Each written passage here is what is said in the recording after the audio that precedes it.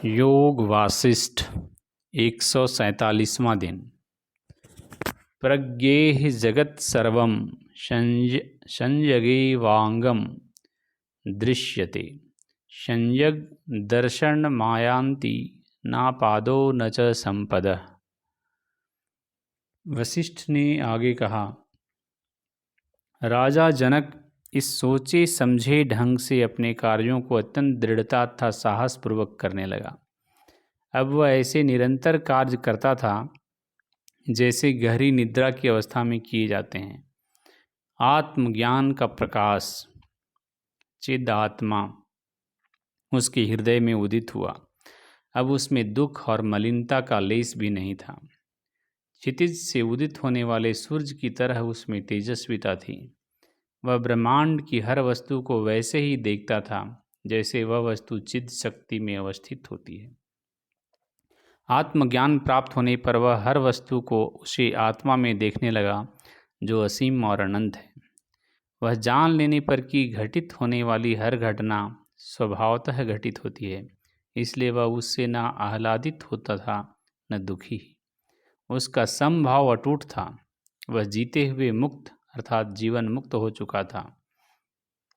असीम चेतना में सदा स्थित रहने के कारण वह अकर्म की स्थिति में पहुंच चुका था। यद्यपि औरों को वह विभिन्न कार्यों में सदा व्यस्त दिखाई देता था, जनक को जो कुछ प्राप्त हुआ था वह उसे स्वतः किए हुए अति परिश्रम पूर्ण अनुसंधान से प्राप्त हुआ था। इसी प्रकार हर व्यक्ति को सत्य की प्रकृति का अनुसंधान तब तक करना चाहिए जब तक उसका पार न पाले। आत्मज्ञान या सद्ज्ञान न तो गुरु की शरण में जाने से प्राप्त होता है, न शास्त्रों के अध्ययन से, न ही सुकर्मों से। जब ज्ञानियों तथा महात्माओं से प्रेरणा प्राप्त हो तभी अनुसंधान के द्वारा प्राप्त किया जाता है। अपनी अंतर ज्योति ही एकमात्र साधन है, अन्य कोई साधन नहीं। जब इस अंतर ज्योति को प्रज्वलित रखा जाता है तब जड़ता का अंधकार उसे प्रभावित नहीं करता। कैसा भी कष्ट क्यों न हो, अंतर ज्योति रूपी ज्ञान के द्वारा उसका पार पाया जा सकता है। जिसे यह ज्ञान प्राप्त नहीं होता वह छोटी मोटी कठिनाइयों से भी व्यथित रहता है।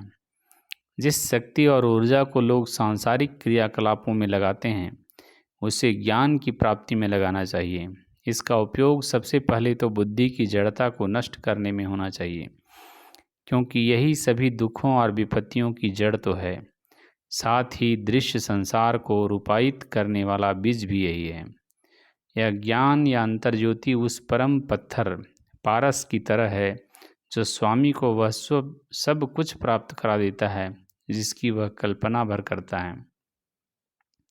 जब किसी की बुद्धि इस अंतर ज्योति से सही ढंग से निर्देशित होती है तो वह दूसरे किनारे पर जा पहुंचता है। यदि नहीं भी पहुंचता तो भी बाधाओं पर विजय पा लेता है। जिस ज्ञानी व्यक्ति का मन भ्रमित नहीं होता उस तक दोषों, बुराइयों तथा इच्छाओं की पहुंच नहीं होती। अंतर ज्योति के द्वारा संपूर्ण संसार ठीक वैसा दिखने लगता है जैसा कि वह वास्तव में है। ऐसे व्यक्ति तक सौभाग्य या दुर्भाग्य की भी पहुंच नहीं होती।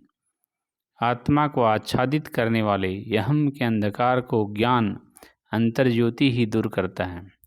जो चेतना की सर्वोपरि अवस्था में पहुंचना चाहता है उसे पहले ज्ञान की प्राप्ति के द्वारा मन को शुद्ध करना चाहिए, अंतर्ज्योति को जगाना चाहिए।